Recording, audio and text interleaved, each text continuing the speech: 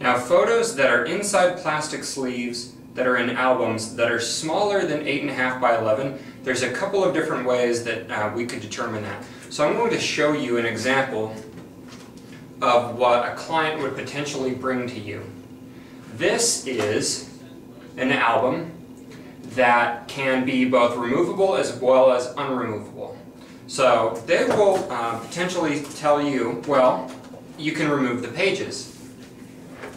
Well, the pages can be removed, and you can't even peel these items back. There's a plastic covering that goes over these items.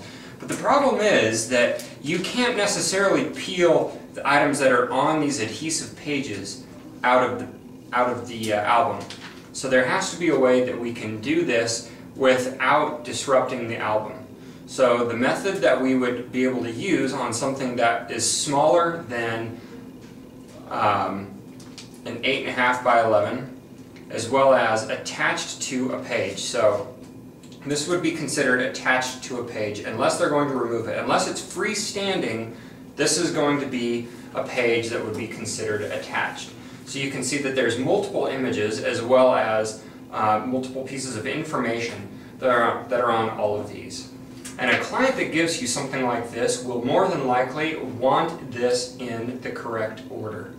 The problem is that you'll run into with something like this is, number one, you can't do this automatically.